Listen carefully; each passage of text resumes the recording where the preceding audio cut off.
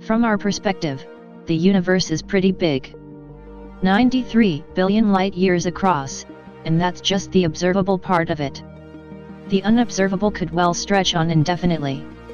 At last estimate, it's thought that there could be up to 2 trillion galaxies in the universe, with multiple hundreds of billions of stars in each, and multiple trillions of orbiting planets, journeying around those hundreds of billions of stars. The scale of the cosmos is simply mind-blowing. So much so that even the entirety of our planet can begin to feel quite small, once we consider it alongside everything else. Nevertheless, the stats for Earth are still quite impressive. Our planet has a diameter of 7,926 miles. Its equatorial circumference is 24,901 miles. There's more than 57 million square miles of land on Earth, while the total surface area is more than 196 million square miles. There are upwards of 10,000 cities, and the global population is now comfortably beyond 8 billion people. And yet, according to multiple theories, all of everything that's just been listed might also exist inside a wider structure that's also actually smaller than an atom. Welcome back to our channel, and today we're answering the extraordinary question: are we living on someone else's fingertip? Do you need the big questions answered? Are you constantly curious? Then why not subscribe to Everything But What for more clips like this one? And ring the bell for more thought-provoking content. To start, let's consider the classic children's stories by Drive. Seuss, Horton Hears a Who, and How the Grinch Stole Christmas. Both are set in the fictional town of Whoville, which is populated by Whos. What's interesting, though, is that in both stories Whoville exists within a speck of dust, and inside a snowflake in some later retellings. The Who's entire reality is held within an entirely insignificant fleck of matter, from our higher plane. On the one hand, it's a clever storytelling gimmick to set Whoville apart from all other fictional worlds. However, on the other, it's a possibility that's no longer thought to be quite so make-believe. We're partway through the 21st century, and theoretical science has learned to incorporate a steady stream of new ideas, theories, and breakthroughs. But arguably none has had more of an impact than the ever-growing field of quantum mechanics. The science of the very small, of subatomic particles and physics, has threatened to rewrite everything we thought we knew about how the world works. In general, researchers have continually found that the conventional laws of physics fall apart when we hit the quantum realm, leading to various suggestions as to the structure of the atom, for example, being akin to the structure of the universe. In many ways, both are unknowable. More specifically, however, due to phenomena such as entanglement and superposition, we know that there are infinite potential variations playing out all the time, forever, at the quantum level. This is especially of interest when it comes to the emergence of quantum computing, as it's thought that the principles at play could one day lead us to incomparably powerful digital technologies.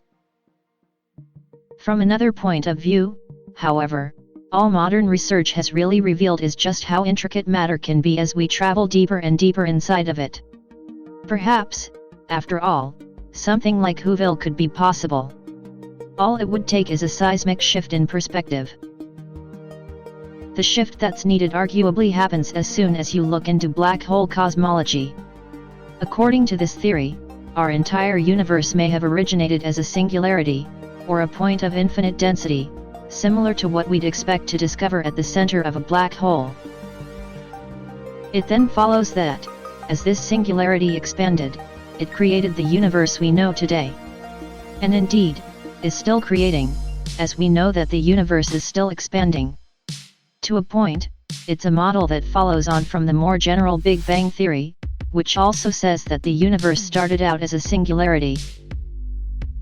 The big difference, however, is that black hole cosmology implies 1, a higher plane upon which the conditions for that singularity are made, and 2, that there should be an infinite number of other such singularities, multiplying exponentially as we move up through those higher dimensions. Whenever and wherever there's a black hole, there could also be a universe. Intriguingly, and as with at the quantum level, the laws of physics inside a black hole are believed to be radically different from those outside it. For instance, we know that time can slow down or even stop inside a black hole, once you move beyond the event horizon. Here, then, we find ourselves in a realm where the unpredictable laws of quantum mechanics become dominant. To some degree, just as they already are in the here and now. The key takeaway, though, is that for black hole cosmologists the observable universe is the inside of a black hole. Everything we've ever known exists as the eventual singularity, deep within a high enough, massive enough, overriding physical structure. Condense all of that down far enough, and perhaps you do eventually reach a Whoville-like reality, one in which our entire universe is held within just a tiny speck, from the point of view of a higher world and a higher being. We might merely be a quantum fluctuation that occurred within a black hole, that occurred within another, and another, and another black hole, and so on. Making us, and our reality, both tiny and bizarrely distorted. It's not as though black hole cosmology is the only theory or concept that's leading us to just such a conclusion, however. Another is that of quantum foam, first proposed by the renowned physicist John Wheeler in the mid-1950s. In short, Wheeler suggested that at the smallest scales of space-time, there exists what can best be described as a foam, the true base layer for physical reality. Wheeler then posited that this foam is made up of constantly fluctuating energy particles forever popping in and out of existence. In more recent times, though, some have pushed this further, asking us to suppose that, if these fluctuations can create virtual particles, could they not also spawn entire universes?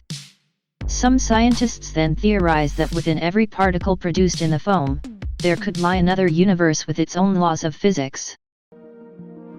Such universes could then be happening and unhappening all of the time. Birthing and extinguishing, in and out of reality. Again, this is a more than interesting idea when considered from our perspective, looking down into the general murkiness of the quantum realm. But, zoom out from us, to a higher dimension within which all that we know is tiny, and Wheeler's quantum foam asks us again to ponder our true place in reality. Could it be that our universe is one that's also in flux, one that's also popping in and out of existence? And, if so, how concerned should we be about that? On the face of it, it would imply that our time is supremely short. That we might suddenly find our universe snuffed away into nothingness at any moment. But, then again, there's also reason not to worry at all. As with the implications of black hole cosmology, any higher structure that's even close to following Wheeler's quantum foam would likely work within entirely different physical parameters. Just as we know that at the quantum level and inside black holes, time becomes distorted and even disappears, we might expect something similar at any version of a higher dimension. This means that, ultimately, it would matter not how long or short, weak or strong our universe might be from a higher perspective, because from our perspective it works pretty well. And, just as most of us give little thought to the subatomic particles that are constantly churning all around us, any proposed higher entity would likely have very little reason to care about us, either. Which, finally, returns us to the question at the top of today's video: are we living on someone else's fingertip? Through the lenses of black hole cosmology and quantum foam, it would appear that the answer is quite possibly. For so long as we accept that we don't know everything, and we certainly do not know everything, then theoretical science will continue to question even the most fundamental aspects of our reality. And, in this instance, it may just be that if you zoom out far enough, if you climb the dimensions high enough, if you reconfigure your understanding dramatically enough, then our 93 billion light-years of universe is also condensed into an infinitely small piece of wholly miscible matter, idly blown along by a distant cosmic wind, and perhaps settling somewhere on the palm of another entity's hand. In science and technology right now, change is in the air. We're looking at the world in a different way, and quantum physics is fast becoming modern life's most exciting field of study. So much so that when scientists today consider how to advance humankind, they think subatomically. What will the future look like? The answer, it seems, can be found in the invisible world of the infinitely small. Welcome back to our channel, and today we're answering the extraordinary question, what if humanity was a Type 5- civilization? Do you need the big questions answered? Are you constantly curious? Then why not subscribe to Everything But What for more clips like this one? And ring the bell for more thought-provoking content. The Kardashev scale has long been held as the foremost method for measuring societal advancement. Kardashev Type 1 masters all of the energy of its home planet. For Type 2, it's the energy of its home star system. For Type 3, it's of its home galaxy, and so on. But, thanks to the theoretical physicist John D. Barrow, there is another way of approaching the problem. In his own work, Barrow uniquely reversed the Kardashev scale into a new system, one that strives for what he called microdimensional mastery. In Barrow's scale, rather than expanding civilizations and ever-increasing units to measure them by success, instead comes from mastering increasingly small aspects of reality. At the start of Barrow's list is Type 1-, which is any civilization able to master anything their own size or bigger. So, anything that's visible, like towns, cities, buildings, rocks or sand. Then comes Type 2-, which relates to anything that can manipulate its own biology, including for organ transplants and gene therapy. And Type 3- is able to build new materials out of raw ones, by manipulating molecular bonds. The making of plastics is an example of this. So, it's so far so good for humankind. We can pretty much do everything on Barrow's scale up until this point. With Type 4- we begin to enter into the unknown, though, as the main requisite for this civilization type is that they've mastered nanotechnology. Today's tech news is awash with headlines about nanotechnology, yes, but we're still far from having complete control over it. In fact, it's a technology sector still very much in its infancy. We took a closer look at this particular level of the Barrow scale in another video, so check that out after this. But next comes the main focus of today's question, Type 5-. According to Barrow, a civilization this advanced would be capable of fully manipulating and rearranging an atomic nucleus. They will have zoomed into reality so closely, that even the most fundamental building blocks of it are at their mercy. So, what would it mean if we could do that? Your first thought might be, hang on a minute. Atomic, nucleus, manipulating, haven't we already done that? And, to some extent, we have. The manufacture of atomic weapons has clearly, perhaps irreversibly changed what it's like to live in this world, and how did we get there? By splitting the atom. By getting to grips with nuclear fission, to produce enormous explosions. A Type 5- civilization has more to it than city-leveling superweapons, though. Where with A-bombs it's essentially about the amount of energy that's released when an atom is cut open, and the devastating effects thereafter.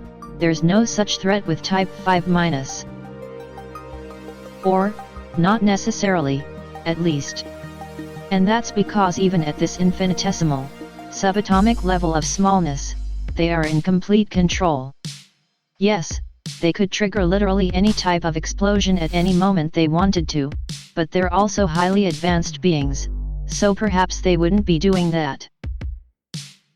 Consider that every atom is made up of a combination of protons, neutrons, and electrons. The way these are assembled dictates what the atom is, and therefore what it can be used for in our world. Hydrogen, helium, lead, oxygen, they all have their own, unique atomic structure. And when these bond together, they form, well, everything. Skyscrapers, spaceships, oceans, forests, our own human bodies, it's all the result of how various atoms are arranged. For a type 5-, however, all of that is kind of irrelevant to how they would live their lives. At any time, a type 5- being would be able to precisely change the atoms around them.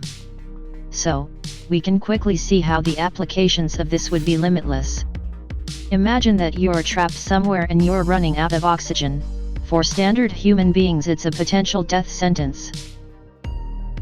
But not for a type 5-. They would simply redistribute the atomic nuclei that were at their disposal until, fortunately for all concerned, there is enough oxygen to breathe again.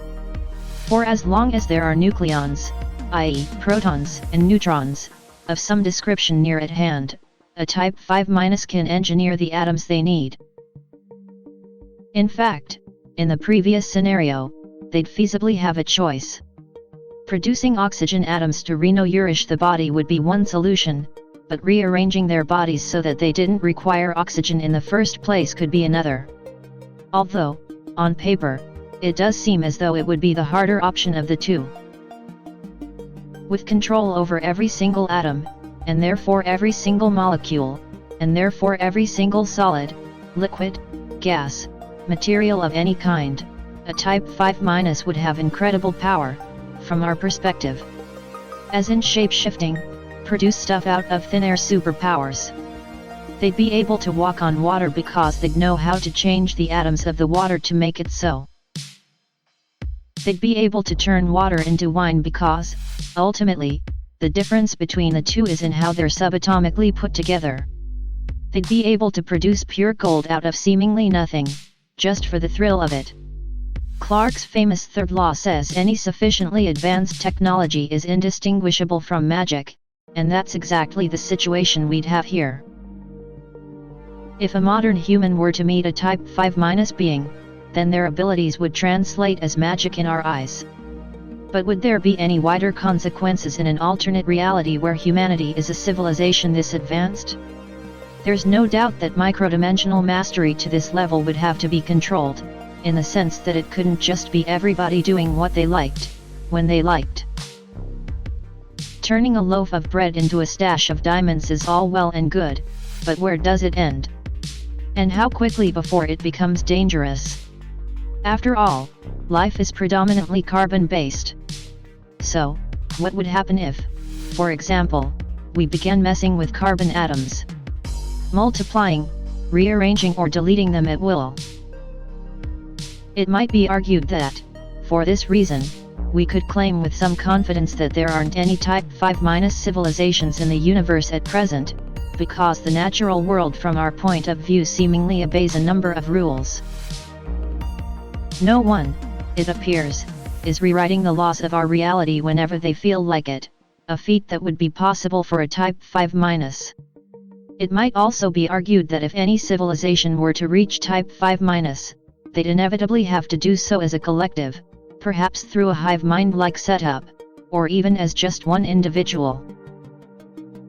The powers that they would have would be so all-encompassing, that everything else in existence would be inescapably below them. Even for a type 4- society which, among other things, would employ a theoretical device known as a molecular assembler to manipulate materials above the atomic level, those guys would still be completely at the mercy of type 5. And that's because their assembler could only ever work based on the molecules put into it, which would only ever be dictated by the atoms that make them up, which would always be determined by a type 5-.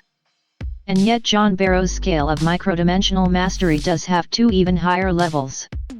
Type 6- and type Omega-, at which point you're also in complete control of time. Which, considering the scope of abilities possible that we've already seen at type 5, is pretty mind-blowing. But, what's your verdict? Will humankind ever reach these kinds of levels? And if we were type 5-, what would you do with all those extra powers? Fans of Barrow's inverted Kardashev scale often highlight a pleasing symmetry between the two systems, because the further along you get with Barrow the more feasible it becomes to achieve the goals that Kardashev set out. Master something as small as the atoms around you, and suddenly bigger things like space travel become more possible. And megastructures. And perhaps even faster than light speed. It all depends on how far you can zoom in on reality, and on how firm a grip you can gain over it. Theoretically, it's possible to infinitely change almost everything that exists. And that's what could happen if humanity were a Type 5- civilization. What do you think? Is there anything we missed? Let us know in the comments. Check out these other clips from Everything But What, and make sure you subscribe and ring the bell for our latest content.